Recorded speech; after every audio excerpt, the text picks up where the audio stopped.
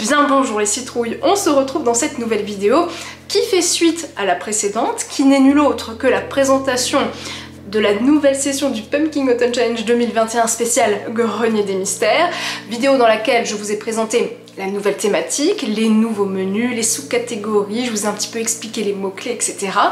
Mais cette vidéo-là, en plus d'être une vidéo pile à lire, c'est-à-dire que je vais vous présenter en fait ma sélection de bouquins que j'ai en ma possession et que je n'ai pas encore, j'avais surtout envie aussi de vous donner des idées et surtout parfois de vous donner des petites pistes de réflexion ou vous donner tout simplement des idées de chemins vers lesquels vous pouvez aller, parce que je sais qu'il y a des sous-catégories qui sont peut-être un peu plus déstabilisantes, un peu plus effrayantes parce que les mots-clés sont un petit peu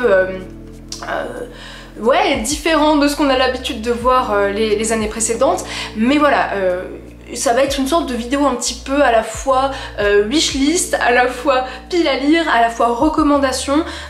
Voilà, on va essayer de faire ça bien, surtout que j'ai aussi des idées pour les plus jeunes. Pas pour toutes les catégories évidemment, mais oui, il y a des petites choses que j'avais repérées quand j'étais allée un peu me balader en librairie qui potentiellement pourront plaire aussi aux plus jeunes. Il n'y a pas que ça, mais bref, voilà. On va commencer avec Automne Frissonnant. Je vais vraiment garder l'ordre dans lequel je vous ai présenté les menus dans la vidéo précédente, évidemment. La première sous-catégorie s'appelle Gargare à la main de gloire. Et au niveau des mots-clés, nous avions voleur, thriller, policier, superstition, horreur, épouvante. Et j'ai choisi, dans un premier temps, Voro. Moi, à chaque fois, je croyais que c'était Vorox, j'ajoutais des X là où il n'y en avait pas. Pourquoi je vous présente ce bouquin? C'est parce que là, j'ai joué sur le mot-clé voleur. Donc ça, c'est le premier tome, Le secret des trois rois. Et c'est un bouquin que j'ai depuis pas mal de temps. Comme d'habitude, dès qu'il y aura des choses illustrées et dès que je peux, dès que j'ai les bouquins illustrés en ma possession, je vous ferai des inserts. Côté résumé, vous allez voir que ça colle parfaitement. S'ils ne veulent pas me donner ma chance, je la prendrai. Jeune apprentie voleuse, Lilia ne laisse personne lui casser les pieds. Pas même le grand maître de la guilde. Il faut reconnaître que ce dernier lui confie toujours les missions les plus ingrates. Sous prétexte qu'elle n'est qu'une fille. Décidée à faire ses preuves malgré tout, Lilia se lance dans une affaire qui la dépasse et met en péril l'existence même de la guilde des voleurs. Encore une fois, n'oubliez pas, certains bouquins peuvent rentrer dans pas mal de catégories qui se trouvent dans différents menus. Là, on sent bien qu'il y a aussi un petit côté girl power, ça aurait pu aller ailleurs, et il y a aussi un petit côté presque aventureux. Donc voilà, n'oubliez pas que vous pouvez un petit peu vous amuser et un petit peu filouter. Toujours dans cette sous-catégorie, j'ai sélectionné un manga, tout particulièrement un seinen, qui est une sorte de thriller horrifique qui, me semble, est assez graphique et ne doit pas être mis entre toutes les mains. Alors après, je peux pas vous le confirmer à 300%, mais ça c'est sûr que c'est pas à destination des plus jeunes, ça va sans dire, et ça pourrait aussi heurter la sensibilité de certaines, je pense. J'ai pas encore eu entre les mains, donc je ne peux pas réellement vous dire au niveau des illustrations si c'est vraiment très explicite ou pas. Dans tous les cas, de ce que j'ai un petit peu vu, on va être sur une thématique quand même assez hard.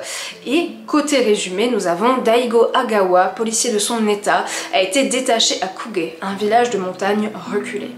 Bien que la communauté l'accueille chaleureusement lui et sa famille, la mort d'une vieille villageoise fait jaillir des doutes quant à la normalité de ce lieu. Je me rends compte que je vous ai même pas donné le titre du manga, mais vous l'avez vu de toute façon là en insert, il s'agit de Gannibal, et évidemment j'ai joué sur les mots-clés horreur, thriller. Là je pense que c'était le manga qu'il fallait, même si pour être tout à fait honnête, alors cette année, je sais pas ce qui s'est passé, j'avais 3 milliards de bouquins pour cette sous-catégorie, j'ai dû vraiment faire des choix, il y avait aussi d'autres mangas. Bon après quoi qu'il arrive, si je fais d'autres lectures, plus de lectures que prévu, je vous les présenterai, il n'y a pas d'inquiétude à avoir, mais c'est vrai que, enfin même de manière générale cette année, j'ai eu du mal à faire des choix, c'était très compliqué pour toutes les sous-catégories. On passe ensuite à la deuxième sous-catégorie, Double Boiling Trouble, et là pour le coup j'ai envie de lire Le Garçon Sorcière, qui est un comics qui encore une fois aurait pu rentrer dans une autre catégorie, je pense toujours à celle de princesse, mais comme d'habitude, amusez-vous, hein, je veux dire, avoir des portées LGBTQI+, féministes, avoir de l'inclusivité, de la représentation, très sincèrement, entre nous, vous pouvez caler ça dans toutes les sous-catégories, d'accord? Moi, j'ai fait exprès une sous-catégorie pour ça parce que j'estime que c'est bien, entre guillemets, de forcer, d'amener les gens à au moins aller vers ce genre de littérature, même si c'est pas un genre de littérature, c'est juste des thématiques ou en tout cas des toiles de fond qui devraient être beaucoup plus présentes de manière générale dans toute la littérature, dans tout ce qu'on voit à la télé, etc. On est bien d'accord, mais voilà, ça va sans dire, je tiens quand même à le préciser, vous pouvez caler ça partout, vraiment. Et côté résumé, dans la culture du jeune Aster, 13 ans, toutes les filles sont élevées pour devenir des sorcières et les garçons des métamorphes. Toute personne qui ose contrevenir à cette tradition est exclue. Malheureusement pour Aster, il demeure incapable de se métamorphoser et il est toujours aussi fasciné par la sorcellerie, bien qu'elle lui soit formellement interdite. Lorsqu'un danger mystérieux menace les autres garçons, Aster sait qu'il peut aider avec la sorcellerie. Avec les encouragements d'une nouvelle amie excentrique, Charlie, Aster se laisse enfin convaincre d'exercer ses talents de sorcière. Mais il aura besoin d'encore plus de courage pour sauver sa famille et en réalité se sauver lui-même. On passe maintenant à la troisième sous-catégorie qui s'appelle le folklore de Shippenden. Et si vous me suivez un petit peu dans mes vlogs, vous savez qu'en ce moment, j'ai eu une envie très très forte de lire des choses autour des yokai, donc les esprits japonais. Et ça vient en l'occurrence de ma lecture du manga Toilet Bound Hanako-kun, qui aborde justement les esprits japonais à l'intérieur d'une école qui est du coup hantée et qui possède 7 mystères. Et vraiment, j'ai envie de pousser ça. Donc du coup, évidemment, Toilet Bound Hanako-kun peut rentrer dans cette sous-catégorie sans problème. J'ai envie de découvrir Esprits et créatures du Japon, qui est du coup ce qu'on appelle un beau livre avec, semblerait-il, pas mal d'histoires, le tout à chaque fois illustré. J'aimerais énormément avoir ne serait-ce que cet objet livre en ma possession, dans ma bibliothèque. Je sais que aussi dans cette même vibe, il y avait aussi les fantômes du Japon, toujours aux éditions, enfin aux collections Métamorphose, si je ne dis pas de bêtises, mais ouais, ces deux titres-là, mais en l'occurrence celui-ci, ça a l'air d'être de la bombe atomique. Toujours dans cette sous-catégorie, j'aimerais bien découvrir le Baron hanté de Sheridan Le Fanu, qui parlera certainement à certaines spécialistes du genre, puisqu'on va être sur une histoire gothique, fantastique, et je me suis dit que le gothique, il y a une certaine forme d'obscurité, voilà. Voilà comment je sélectionne mes bouquins quand même, hein. Mais notez-le, hein, faites pareil. Je n'ai jamais vu site plus original et plus beau que cette ravissante petite ville de Golden Friar. Elle se dresse sur le rivage de son lac, dominée par un amphithéâtre de montagnes toutes gercées de ravines et couleurs de pourpre opulente. Certes, tel est bien l'aspect que Golden Friar présente, aux premiers abords, aux visiteurs. Mais au bord du lac se dresse le sinistre château des Markdykes et la légende qui se rattache au lac n'est guère plus engageante. On raconte que la jeune et jolie mais malheureuse Marie Feltram y aurait été noyée en même temps que son petit enfant et que, en certaines fins d'après-midi, des pêcheurs l'ont vue, dans le soleil couchant, élever son buste hors du lac, dressant son enfant à bout de bras au-dessus de sa tête. Aussi, lorsque le hobereau du village, Sir Bale Markdykes, ruiné, revient, il craint la vengeance du fantôme de Marie, dont un Markdykes semble avoir été le bourreau. Il faudra que Philippe Feltram, le dernier descendant de Marie, lui fournisse la chance d'un étrange pacte par lequel redevenir riche pour qu'il ose la traversée du lac maudit. Mais l'or, lui aussi, est maudit. Et enfin, pour clôturer cette sous-catégorie, je compte lire Courtney Crumrin. J'ai toujours beaucoup de mal à dire ce titre-là. Il s'agit en fait d'une trilogie dont là, j'ai en ma possession la première intégrale qui regroupe 2 tomes. Moi j'ai la version tout en couleur et pour le coup, alors certes les dessins peuvent un petit peu déstabiliser au premier abord parce que c'est pas forcément ce qu'on a l'habitude de voir et encore je pense que ça pourrait plaire à certaines. On est un petit peu à mi-chemin entre du Harry Potter qui aurait rencontré du Tim Burton. Voilà, grosso modo, je vais vous lire le résumé, mais ça, je pense que c'est la lecture par excellence pour la saison. Vraiment. Halloween, Courtney Crumrin, Allez, Courtney est une étrange petite fille qui a souvent du mal à s'adapter au monde qui l'entoure. Le jour où elle doit s'installer chez son oncle Aloysius, il lui faut s'habituer à une nouvelle école dans un environnement qui n'est pas pour la mettre à l'aise. Cependant, les événements prennent rapidement un tour meilleur puisqu'elle fait la rencontre d'êtres étranges et mystérieux qui vivent autour et dans la maison de son oncle.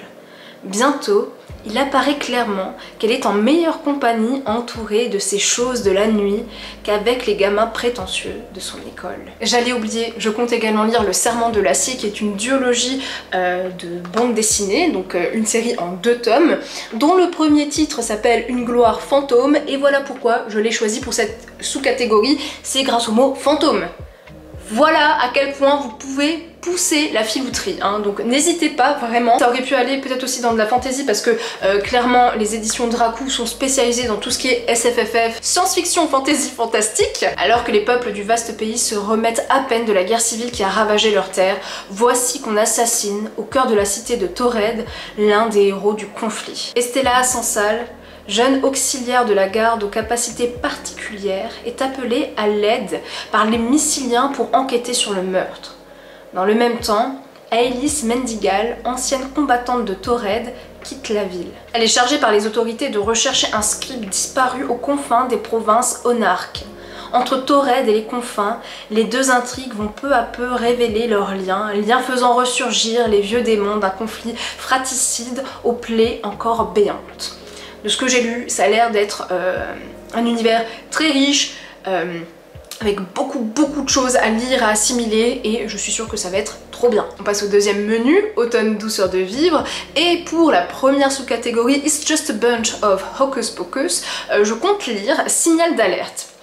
Fiction courte et dérangement. Apparemment c'est la traduction. Pourquoi pas? Pourquoi pas? Alors ça n'a pas de lien direct avec l'automne ou avec Halloween, mais là pour le coup j'avais juste envie de m'inspirer de la couverture avec ce squelette parce que pour moi ce genre de grand squelette c'est Halloween. Il est des choses qui nous perturbent, des mots ou des idées qui surgissent sous nos pas comme des trappes, nous précipitant de notre monde de sécurité et de bon sens en un lieu beaucoup plus sombre et moins accueillant. Ça va être le recueil de nouvelles qui va pouvoir limite remplir pas mal de sous-catégories tout au long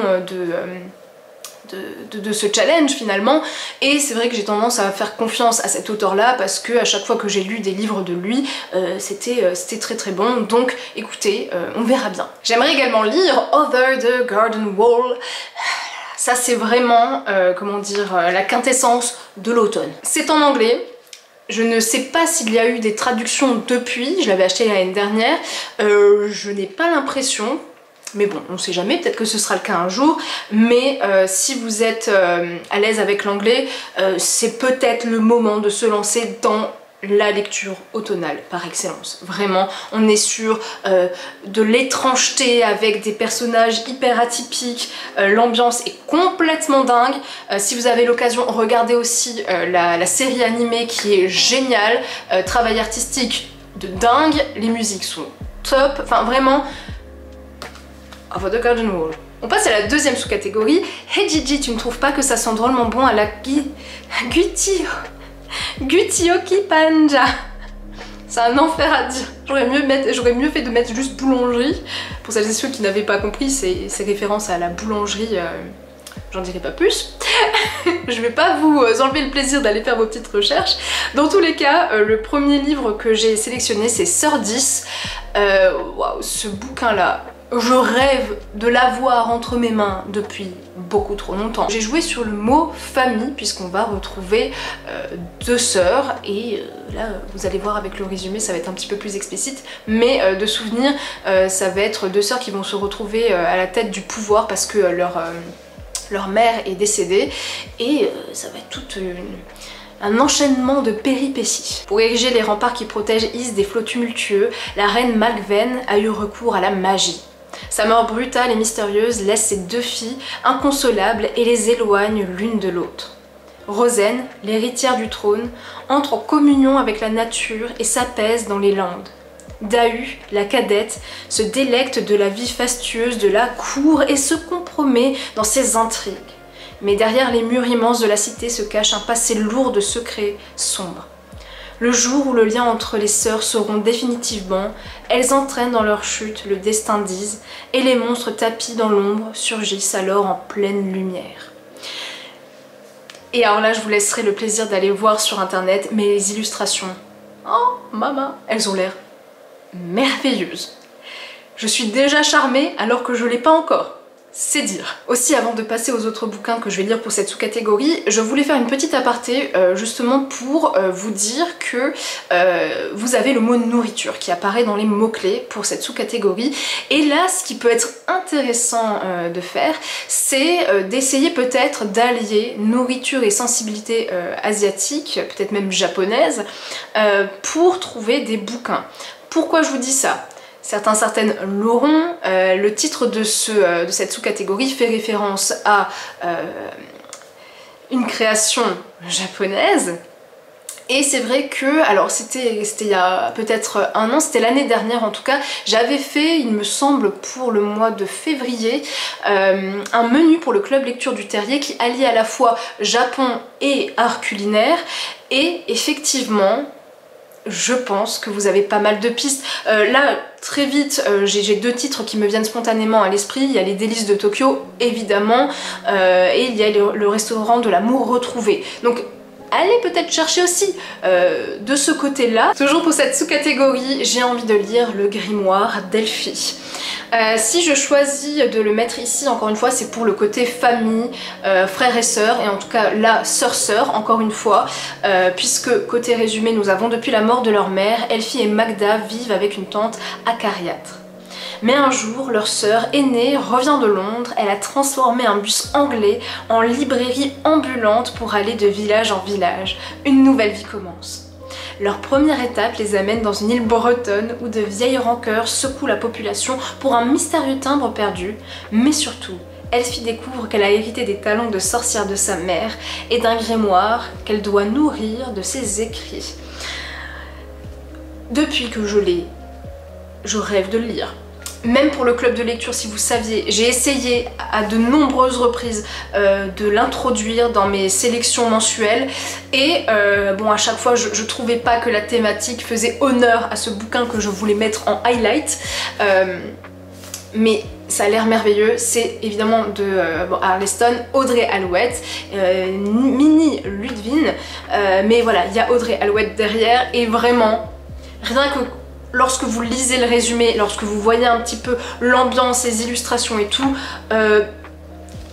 voilà, on sent qu'elle est derrière et ça a l'air magique, aussi magique que Magic Charlie, avec toujours ce côté très, très frais et très... je voulais dire provençal, mais là ce sera pas du tout en Provence, ce sera en Bretagne, mais vous voyez... authentique, voilà, c'est le mot que je cherchais. Il y a quelque chose de très authentique et avec cette belle pointe de magie, enfin... J'ai trop hâte. On passe maintenant à la troisième sous-catégorie, il suffit de se souvenir de rallumer la lumière.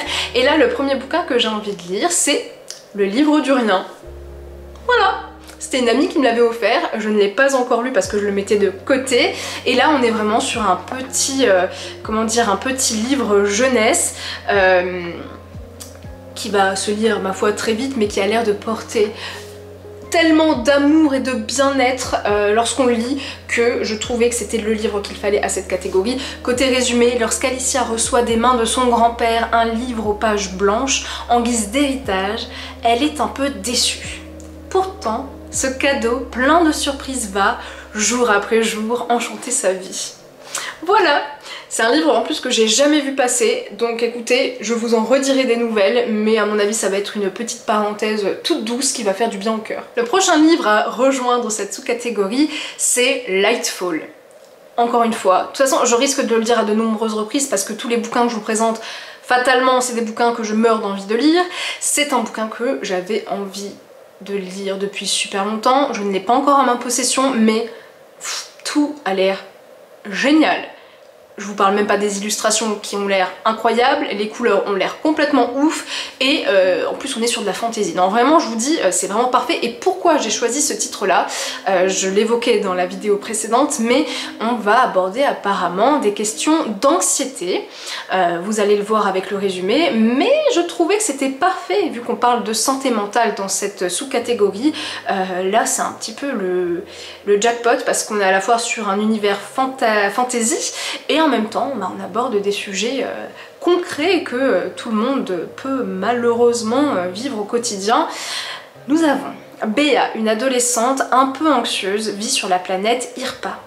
Confrontée à l'étrange disparition de son grand-père cochon sorcier, fabricant de potions et gardien de la flamme éternelle, elle décide de partir à sa recherche. Avec l'aide du courageux Cad, un sympathique galrudien, elle se lance dans une quête pour sauver la planète des ténèbres qui commencent à la recouvrir. Enfin, il y a un petit livre que j'ai repéré et là j'hésite un peu à le mettre dans cette catégorie ou celle juste avant. Il s'agit de Sheets, donc c'est un livre en anglais, je crois pas qu'il ait été traduit, mais ça a l'air très mignon puisqu'on va suivre un fantôme, le fantôme d'un petit garçon qui est mort beaucoup trop jeune, qui essaye de faire une thérapie pour accepter sa condition de fantôme, et à côté de ça on va avoir une jeune fille, de ce que j'ai compris, de 13 ans à peu près, qui tient une blanchisserie, la blanchisserie familiale, et qui au quotidien se mange énormément de pression et de choses qu'elle ne devrait pas gérer en tant qu'enfant,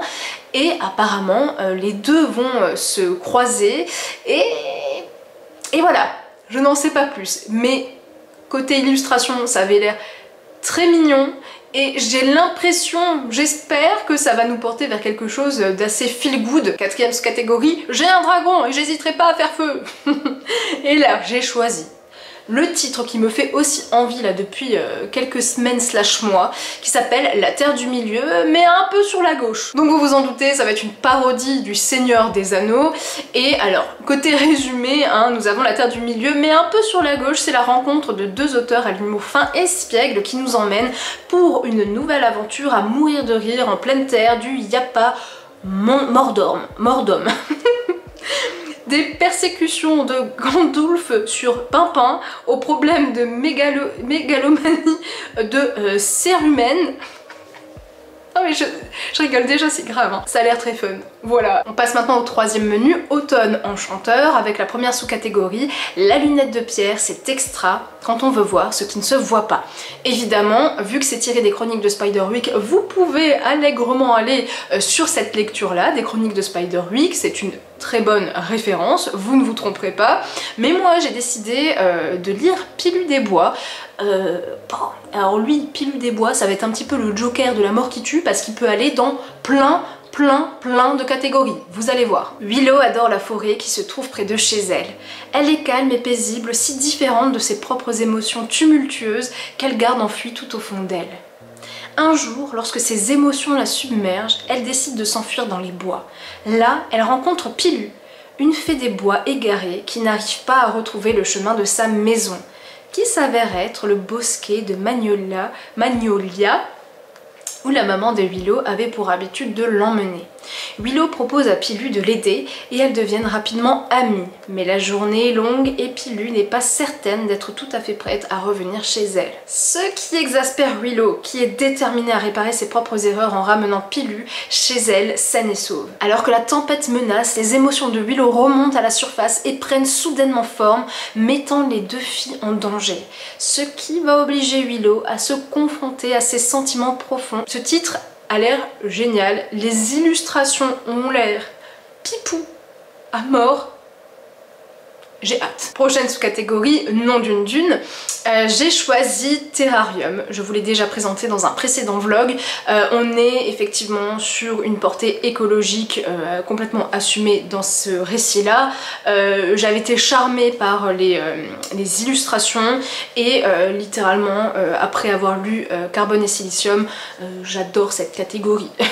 Je m'intéresse de plus en plus à la science-fiction et au genre de propos qui peuvent découler de ça. Et en tout cas, je vais vous relire ce résumé, même si du coup certaines le connaissent déjà. Dans un monde en ruine où l'humanité est sur le déclin, Chico, la technologue d'investigation, et son petit frère Pino arpentent des colonies délabrées où des robots poursuivent leurs tâches comme si de rien n'était. Les deux explorateurs tentent de les accompagner dans leurs derniers souhaits, mais à quoi bon quand la fin approche d'heure en heure? Un récit d'aventure SF crépusculaire. Combien de centaines d'années faudra-t-il encore aux humains pour devenir meilleurs? Donc ça, je vais pas m'attarder dessus, vous savez qu'il me fait ultra envie. Et dans une sorte de même veine, en tout cas dans la même thématique, nous avons un autre manga que j'ai repéré, que je ne connaissais pas non plus. Alors vous allez me dire, j'habite peut-être dans une grotte aussi, hein, c'est tout à fait possible, mais il s'agit de Alpi the Soul Sender. La couverture est absolument sublime, et côté résumé nous avons une fable écologique au cœur d'un monde fantastique. Les esprits divins sont source de vie, des communautés se forment sous leur protection, jouissant des bienfaits de leur énergie. Cependant, leur mort enclenche une malédiction qui détruit tout ce qui les entoure. C'est là qu'interviennent les Soul Senders. Ces rares élus sont capables d'absorber la pollution maléfique et de délivrer l'âme des esprits qui, une fois apaisés, ne constituent plus une menace. Malgré son jeune âge, Alpi fait partie de ces mages d'élite. Aidée de son fidèle serviteur Pelenei, elle fait de son mieux pour remplir sa tâche en dépit des souffrances extrêmes provoquées par le contact avec les ténèbres divines. La fillette s'est lancée dans une odyssée à travers le monde sur les traces de ses parents, eux-mêmes Soul Senders, et disparue au cours d'une mission. L'harmonie avec la nature a un prix. Au fil de son périple, la courageuse Alpi découvre diverses cultures et autant d'approches différentes des liens entre les humains et esprits.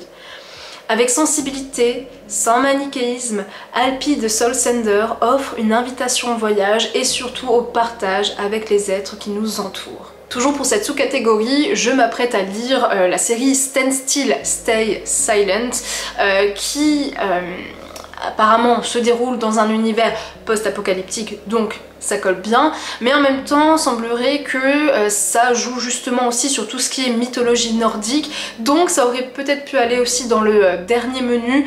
Dans tous les cas, je l'ai mis ici bien au chaud. Et côté résumé, nous avons 90 ans se sont écoulés depuis l'époque de la grande maladie. Le vieux monde a été oublié et laissé à la merci des trolls, des bêtes et des géants. Une petite équipe d'explorateurs scandinaves est recrutée pour se lancer dans la première mission de recherche officielle. Avec Stand Still Stay Silent, Mina Sudberg nous offre une formidable épopée d'amitié et de camaraderie mêlant mythologie nordique, fantastique et frisson. Honnêtement, j'en ai entendu que du bien de cette série et je suis quasiment sûre que je passerai un très bon moment. Vous pouvez me donner vos avis si vous l'avez déjà lu, ce qui ne m'étonnerait pas hein, qu'il y ait pas mal de personnes parmi vous qui aient déjà découvert cette série de chez Achilleos. N'hésitez pas à me dire tout ça. La troisième et dernière sous-catégorie de ce menu qui s'appelle Princesse. Et comme son titre l'indique, j'espère sincèrement lire le bouquin de Kay O'Neill qui s'appelle Princesse, qui est du coup à l'origine de cette sous-catégorie. Hein. J'avais envie de faire un clin d'œil. Et côté résumé, hein, ça va vraiment, vous allez comprendre que ça transparaît déjà de tout ce qu'on va retrouver au niveau des mots-clés. Je ne suis pas un prince. Aventurière en devenir, la princesse Amiral rencontre la princesse Sadie et la libère de la tour dont elle est prisonnière. À leur grande surprise, elles vont devenir amies malgré leurs différences. Sur les routes du royaume, Sadie et Amira vont joindre leurs forces pour déjouer les plans de la sorcière qui a emprisonné Sadie et l'humilie constamment. Et enfin, j'aimerais beaucoup lire Fleur d'Oko, qui est un roman où on va suivre une héroïne. C'est écrit par une femme et en plus de ça, je trouve que c'est bien. Il y a de la représentation et alors, je raconte ma life, mais j'ai envie de m'intéresser ces derniers temps un petit peu à certaines cultures d'Afrique. Ne dites pas culture africaine parce que c'est comme dire culture européenne des enfants, ça n'a pas de sens, mais voilà, il y a pas mal de tribus qui ont certaines croyances, des spiritualités, tout ça, et ça m'intéresse au même titre que là en ce moment j'ai un petit truc, un kink sur les yokai japonais. Voilà, ça ne s'explique pas, mais là je trouve que c'est génial parce que on va pouvoir un peu découvrir peut-être certaines pratiques, certaines cultures, enfin je suis très curieuse et je suis contente qu'on ait ça dans des romans de fantasy. Mais bon, j'arrête de papoter, je vais vous lire le résumé. À Sangaré, la magie réservée aux hommes, se déploie en de multiples couleurs. Mais petite Oko est spéciale, elle parle le langage des fleurs. Lorsque le murmure des griottes annonce la venue du puissant Sumaoro, envoûteur du royaume en quête d'un aspirant prêt à lui succéder, Oko prend sa décision. Elle quitte tout pour assouvir son besoin d'aventure et de reconnaissance. Alors qu'aux portes de la capitale, la brousse menace d'étendre son fléau, dans les dédales du palais d'ivoire, Oko découvre un tout autre monde. Celui de la magie, telle qu'elle ne l'a jamais expérimentée, mais aussi les intrigues de la cour, les ruses et les coups bas. À qui peut-elle se fier? Qui redouter? Tant de questions et si peu de réponses. La concurrence est rude et les embûches parsèment le chemin de la jeune aspirante. Et à travers ces épreuves, petite Oko deviendra grande. Je suis sûre qu'il aurait pu aller dans d'autres catégories, hein. Ça c'est plus que certain. Et on passe enfin déjà au dernier menu, Automne des Mystères, qui est le menu emblématique de cette année. Et pour la première sous-catégorie, le destin perdu, j'aimerais bien lire Lucie et l'énigme du Sphinx. En fait c'est le deuxième tome de la série La famille Vieille Pierre. C'est des albums, des bandes dessinées jeunesse évidemment. Je me suis dit que c'était plutôt sympa de mettre ce titre là parce que déjà il y a le côté archéologie, il y a aussi tout simplement le mot énigme qui collait à la perfection à cette sous-catégorie et là je vais pas non plus m'attarder, hein, on est vraiment sur quelque chose dédié à la jeunesse, une aventure haletante imprégnée de légendes égyptiennes. Quand son père, l'aventurier Arthur, disparaît en Égypte, Lucie rassemble son courage et part à sa recherche. Pour résoudre l'énigme du Sphinx, elle doit solliciter l'aide des dieux égyptiens, mais sera-t-elle capable de surmonter ses peurs les plus secrètes pour sauver son père? Le prochain livre que j'ai choisi, c'est Le secret de l'inventeur. Et comme vous le constaterez, il n'y a pas d'horloge, il n'y a pas quoi que ce soit de ce type-là. Par contre, dans une horloge, il y a des rouages. Et là, il y a quoi? Des rouages, et oui. je suis comme ça. Non mais surtout en plus là on est sur de la littérature steampunk. Ça fait combien d'années? Je crois que ça fait depuis même avant le début de ma chaîne que je l'ai, ce bouquin. Peut-être légèrement après, mais bon, ce bouquin il est plus tout jeune. Et pourtant, le résumé est super alléchant. Mais bon, c'est bien, c'est le but aussi de ce challenge, c'est aller déterrer les livres qui sont là depuis beaucoup trop longtemps. Monstres d'acier, magie vaudou et combat pour la liberté, découvrez la nouvelle série steampunk d'Andrea Kremer. Imaginez un monde où l'Empire britannique aurait écrasé la rébellion qui a donné naissance aux États-Unis d'Amérique.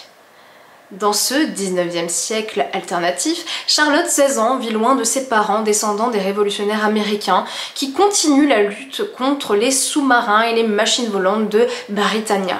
Entourée d'autres enfants de la rébellion, elle habite dans un réseau de grottes souterraines non loin de la cité flottante de New York où les artisans de la ruche et les ouvriers de la grande fonderie côtoient l'aristocratie des vainqueurs. Un matin, elle croise dans la forêt un garçon amnésique poursuivi par les machines de l'Empire et lui sauve la vie. Mais quand elle le ramène dans les catacombes, auprès de ses compagnons de lutte, l'équilibre de son existence est bouleversé. Parmi ses camarades, tous ne sont pas ce qu'ils prétendent être, et l'existence de ce mystérieux garçon fait peser sur la rébellion une terrible menace. Des décharges de métal de l'Empire, infestées de rats cuirassés, au salon opulent de la noblesse, en passant par les méandres labyrinthiques de la guilde des inventeurs, Charlotte est contrainte de quitter son refuge pour partir explorer le vaste monde.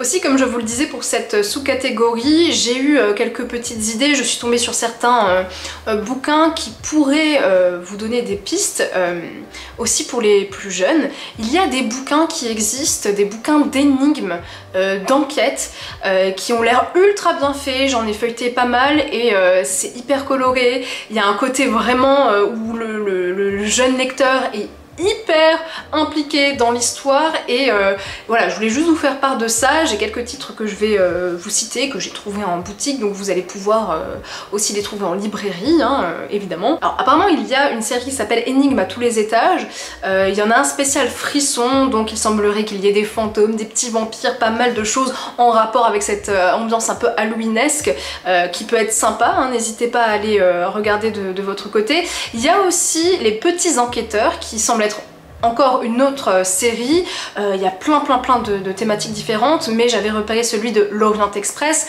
parce qu'on a un petit peu cette ambiance enquête très exacerbée. J'étais tombée également sur les enquêtes du docteur Enigmus, la malédiction des 12 portes, et là encore il y a pas mal de créatures un peu fantastiques, mythologiques sur la couverture, donc je pense que il y a des choses à faire pour la jeunesse, pour cette sous-catégorie tout particulièrement, puisque il y a les mots-clés énigme, puzzle. Je vais un peu dévier, on n'est pas directement sur de la jeunesse, mais j'ai directement pensé en fait en faisant cette catégorie au jeu vidéo The Room, qui est une sorte d'escape game casse-tête, très chouette, avec une ambiance incroyable, que je vous recommande d'ailleurs, hein, soit dit en passant.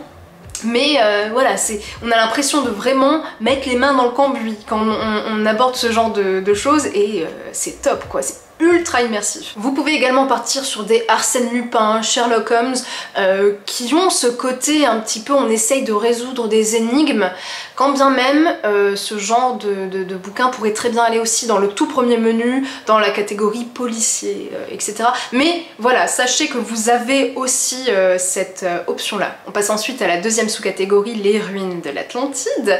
Et là, j'avais un livre encore une fois que j'avais récupéré de ma tante, merci Tati, qui s'appelle Les dieux de l'Atlantis. Alors apparemment, là encore une fois, c'est le énième tome d'une série, et je ne sais pas du tout si je peux le lire indépendamment des autres, mais si c'est le cas, ce serait vraiment très cool, parce que là on est littéralement dans la thématique. Ça me fait un petit peu sourire parce qu'à l'arrière, au dos du bouquin, il y a écrit « Qu'obtient-on en croisant Indiana Jones et Dan Brown ?» Réponse David Gibbons. Donc c'est l'auteur de ce bouquin, qui est docteur en archéologie aussi et professeur à Cambridge. Je vais vous lire le résumé, ça va certainement vous donner l'eau à la bouche. Océan Atlantique, 9000 ans avant Jésus-Christ. L'île légendaire de l'Atlantide est engloutie à jamais par les flots. Les prêtres fuient pour sauver leur vie. Mais où les Atlantes réussissent-ils à cacher leur plus grand trésor? Allemagne, 1er mai 1945. Au cœur du Berlin ravagé par la guerre, les trésors archéologiques cachés par les nazis disparaissent. Mer Noire, de nos jours. Jack Howard découvre un ancien fragment d'écriture dans les ruines du citadelle de l'Atlantide. Et s'il existait une nouvelle version terrifiante des Atlantes, des prêtres des ténèbres? Le Reich aurait-il dissimulé les traces du mal qu'un acte funeste pourrait libérer à tout moment? La terrible quête commence. Ça a l'air hyper haletant. Là, on est clairement sur de l'aventure, on est sur le mythe de l'Atlantide. Voilà. Pour le prochain bouquin, j'ai de nouveau récidivé et filouté comme jamais. J'ai choisi la réécriture d'un conte, ce qui a priori n'a rien à voir quand même avec les mots-clés que je vous ai proposés, ni avec l'ambiance de cette sous-catégorie, mais il y avait quand même conte moral. Donc je me suis dit, conte? J'ai entendu conte? Réécriture de conte? Vendu. Il s'agit de L'Estrange Malaventure de Mirella de Flore Vesco, qui, j'ai l'impression, est un roman jeunesse quand même assez connu, et on est effectivement sur une réécriture du conte du joueur de flûte de Hamelin. Je pense que je vous en avais parlé déjà l'année dernière dans une vidéo. C'est un conte que j'aime beaucoup, je ne saurais pas trop vous expliquer pourquoi. Troisième et avant-dernière sous-catégorie, en avant Yvette Tempête, j'ai décidé de lire, si je peux, si j'arrive à me le procurer, Aubépine, le tome 1, qui s'appelle Le Génie Saligaud. C'est une bande dessinée qui a l'air un petit peu dans la même veine que Hilda par exemple, si ça parle plus à certaines, et là je sais pas, c'est vraiment une sensation, peut-être que finalement ça arrivera dans d'autres catégories, comme beaucoup de bouquins que je vous ai présentés, mais c'est plus pour le côté, ouais, aventure, voyage. En tout cas, la couverture du premier tome a induit un petit peu cette notion de mouvement, et c'est pour ça que j'avais envie de mettre ce bouquin là dans la sélection. Aubépine était bien tranquille à la ville, et voilà que ses parents déménagent dans un trou paumé à la montagne. Il n'y a rien dans le coin et personne à qui parler, à part peut-être une vieille bergère mystérieuse et ses chiens laineux, des monstres et un génie saligaud. Aubépine ne va pas s'ennuyer finalement, elle va devoir affronter de nombreuses menaces magiques au fil des saisons. Je compte également lire Les naufragés de l'Éden de William Adams. Encore une fois, merci Tati, non mais vraiment, là on peut dire que je suis servie. Et là, si j'ai sélectionné ce bouquin pour cette catégorie, c'est qu'on va suivre un archéologue. Je vais vous lire le résumé de toute manière. Alors celui-là aussi, au même titre que Les Dieux de l'Atlantis, ça a l'air juste trop cool, hyper dépaysant. Quelque part au large de Madagascar, de nos jours, l'archéologue Daniel Knox scrute les fonds marins à la recherche d'une épave chinoise du XVe siècle. Quand une amie et le père de celle-ci, propriétaire de la réserve naturelle l'Éden, disparaissent brusquement, Daniel se rend sur place pour enquêter.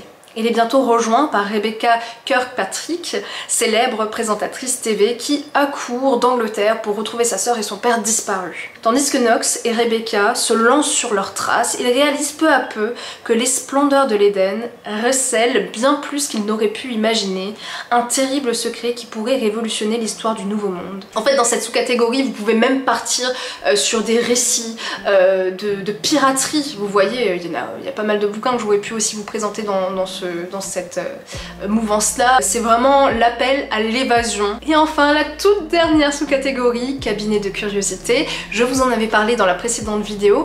Je crois avoir trouvé un bouquin qui plaira à pas mal d'entre vous. Il s'agit de Sorcières, de Circé aux sorcières de Salem, un mythe à redécouvrir en 40 notices. Alors je l'ai pas encore en ma possession, mais ça va retracer l'histoire des sorcières à travers des œuvres d'art.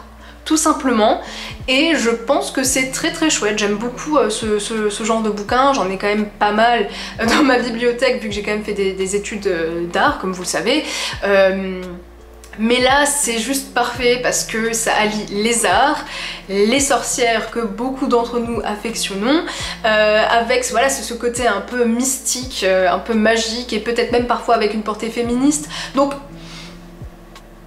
voilà, je suis très contente de ce petit choix, mais encore une fois, vous pouvez partir sur plein de choses, vous pouvez même lire des essais d'artistes, vous avez plein de choses qui s'offrent à vous, même du côté scientifique, c'est très vaste. Comme je vous donnais l'exemple dans la précédente vidéo, si vous jouez sur le mot singularité, vous pouvez peut-être partir sur Miss Peregrine et les enfants particuliers, vous pouvez vraiment vous amuser. Ça y est, cette vidéo est terminée, enfin à mon avis elle a dû être assez longue, je suis un peu désolée mais pas trop parce que j'avais pas envie de faire davantage de concessions et j'ose même pas imaginer quand je vais commencer à aller regarder sur Facebook la sélection de tout le monde, même sur Instagram, et je vais me dire oh mais ce livre il a l'air trop bien, oh, ouais trop bon choix, moi aussi je veux le lire, ça va être horrible, je le sais déjà, c'est un gouffre à tentation ce challenge, hein, même pour moi, hein, vous inquiétez pas. J'étais ultra contente de vous faire cette vidéo, de vous faire ces vidéos, et j'espère que du coup ça va vous donner des inspirations, que ça va commencer à vous mettre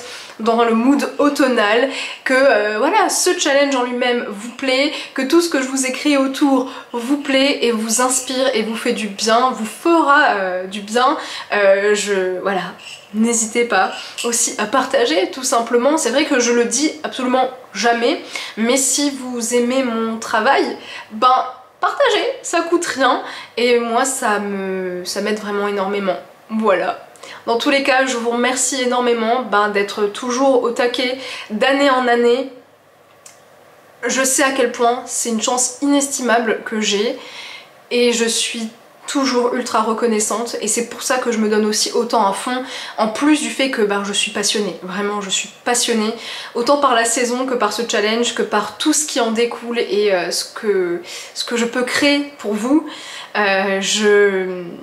Voilà, je suis à fond.